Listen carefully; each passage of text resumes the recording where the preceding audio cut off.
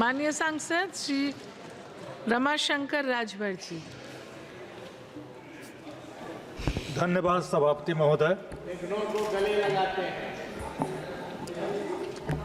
जब नाश मनुष्य पर आता है पहले विवेक मर जाता। सभापति जी, सब चंगा से सरकार की बातों को हम लोग सुना जाए उस पक्ष के तो सब ठीक है, कहीं कोई गड़बड़ी नहीं। धन प्रबंधन एक बड़ा विषय है और आपके माध्यम से सत्ता पक्ष से कहना चाहता हूं, बहुत कम समय, केवल एक उदाहरण देकर बात खत्म करो। ऐसा धन प्रबंधन है कि हम सांसदों को 5 करोड़ सांसद निधि मिलती है, यह जनता भी जानती है और सरकार भी जानती है, लेकिन मिलता कितना है? 4 करोड़ 90 लाख। और जब वो जिले पर आप धन लिखेंगे तो 2% स्टेशनरी चार्ज कटेगा और 18% जीएसटी कटेगा, तो मिलेगा आपको 3 करोड़ 90 लाख का ही बमुश्किल काम करा सकते हैं। यह सरकार का धन प्रबंधन है। अगर इससे अधिक हमारे सत्ता पक्ष के साथी पाएंगे तो हमको बताएंगे। जो धन प्रबंधन है, बड़ा ही अच्छा लगा था वित्त मंत्री जी का उस दिन का भाषण सुन करके कि 7 लाख तक हम टैक्स नहीं लेंगे और 30 करोड़ जो कमाएगा 30 लाख उससे इतना लेंगे, 80 करोड़ जो कमाएगा उससे इतना लेंगे। लेकिन ये नहीं बताया गया जो डायरेक्ट कर है, इनडायरेक्ट कर में आप जनता मारी जा रही है। डायरेक्ट कर वालों को कितना लाख रुपया उनका बट्टे खाते में डाल दिया जाता है। जो अधिक करदाता है उनका कर्जा माफ होता है और उनके धन बट्टा खाते में डाल दिए जाते हैं, और कम कर देने वाला मतदाता उसका पंपिंग सेट का ऋण भी नहीं माफ होता है। 10,000 रुपया कर्जा लिया है वह भी माफ नहीं होता है। मैं सत्ता से कहूंगा सब चंगा से, लेकिन कब चंगा से? जब रेड सिग्नल पर आपका शीशा पोंछते हुई कोई बेटी और कोई बेटा न मिले।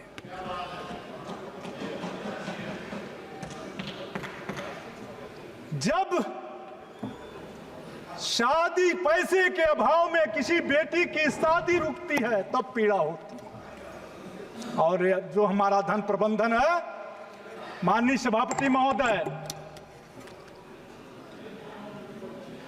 आज तक यह सरकार कहती है, हमको तो बड़ा भ्रम होता है विकसित भारत विकसित भारत विकसित भारत, और इस विकसित भारत की कल्पना में मैं साधुवाद देता हूं अपने भारतीय जनता पार्टी के भाइयों को कि सदन में भाजपा का नाम लेना बंद कर दिया है। केवल माननीय मोदी जी का नाम से शुरू भाषण होता है और उन्हीं के नाम पर खत्म होता है। लेकिन विकसित भारत में आप देखा, थाने का चौकीदार आज भी 400 रुपया रोज नहीं पाता। गरीबों की सेवा करने के लिए आंगनबाड़ी कार्यकर्त्री, रोजगार सेवक, सहायिका, आशा बहू, शिक्षा मित्र और मनरेगा का मजदूर भी आज तक 400 रुपया रोज आप नहीं दे पाए, और आप 400 पार का नारा दे रहे थे।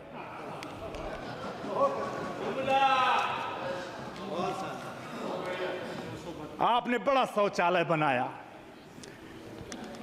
इतना शौचालय बनाया कि कितने का? 12,000 का। अरे जाइए 5 स्टार होटल में एक कमरे का भाड़ा 12,000 है। लाख में मैं भी लाख वाले में नहीं गया मैं। हाँ, ये जरूर है कि आप जल नल से पानी दे रहे हैं फ्री में तो छाती पीटा जा रहा है, लेकिन यह भी तो देखें कि 1,000 रुपया 1 लीटर पानी और 50 रुपये में 1 लीटर दूध मिल रहा। मैं आपसे अदब और तमीज से कहना चाहता हूं माननीय सभापति महोदय, टैक्स, इनडायरेक्ट टैक्स किस तरह से आता है? सभी सांसद हमारे बैठे हैं और सरकार के लोग भी अगर बड़ी गाड़ियों से न जा रहे हों तो हर शहरों में लेबर बाजार लग रहा और वहां 400, 500, 1000 लेबर। और कोरोना के बाद जो आपने की व्यवस्थाओं से हजारों किलोमीटर लोग पैदल चले। ट्रेन हमारी थी लेकिन लोगों को पैदल चलना पड़ा, मरे, सारे रोजगार बंद हुए और वह लोग जो लेबर हैं वो काम के अभाव में इतने महंगे सीमेंट, छड़, मालिक घर बनाना बंद कर दिए। और ज्यों ही वो भी जाते हैं, जान लेना शाम को शराब पर आप सबसे अधिक टैक्स लेते हो और वो लेबर भी शराब पीकर आपको टैक्स देता है और कर प्रबंधन में, धन प्रबंधन में आपकी मदद करता है। लेकिन आपने उसके बच्चे के पढ़ने के जब इंतजाम का समय आया तो उस पर आप जीएसटी लगाते हो कॉपी और किताब में। इन्वेस्ट की बात होती है, मैं समय नहीं लूंगा, मेरे दल के दूसरे साथी को बोलना होगा। इन्वेस्ट के नाम पर उत्तर प्रदेश में जब से सरकार बनी है करीब 7 बरस से रोज इन्वेस्टर बुलाए जाते हैं कि आएंगे, इन्वेस्ट करेंगे और हमारा विकास होगा, हमारा धन बढ़ेगा। लेकिन इन्वेस्ट पर कितने करोड़ रुपया खर्चा हुए? जितने करोड़ रुपया खर्चा हुए उतने का भी निवेश हमारे प्रदेश में नहीं हुआ। आप निवेश ठीक करेंगे नहीं, आप उधार देंगे, उधार लेंगे नहीं, आप अगली बाजार को देखेंगे नहीं। आपने माल संस्कृति ला दी। आप भूल गए कि छोटा व्यापारी 1000 रुपए में किराए की दुकान लेता है, 500 रुपया, 1000 रुपया उस दुकान का भाड़ा देता है। छोटी दुकान खोला था और आपने ऐसा बढ़ावा दे दिया कि अब नेट से मार्केटिंग हो रही है। उसको मार्केटिंग जब शुरू हो गई, लोग फोन कर दे रहे हैं, माल वालों का माल तो घर आ जा रहा है, माल वालों के किराना का सामान उनके फोन से घर आ जा रहा है, माल वालों का जूता, चप्पल, कपड़ा, सौंदर्य सामग्री केवल फोन से सब्जी तक उनके घर पहुंच जा रही है। लेकिन जो गरीब दुकानदार है, व्यापारी है, जरा उसकी दशा पूछो, अपने दुकान का भाड़ा तक नहीं दे पा रहा है, उसका किराया तक नहीं दे पा रहा। इसलिए मैं अंत में इतना ही कहूंगा कि जो आपने व्यवस्था दी है, इन व्यवस्थाओं की बदौलत आप विकसित हो सकते हैं, ऑनरेबल मेंबर श्रीमती ज्योति, लेकिन देश का गरीब नहीं विकसित होता है। और जब तक देश की झोंपड़ी नहीं विकसित होती है,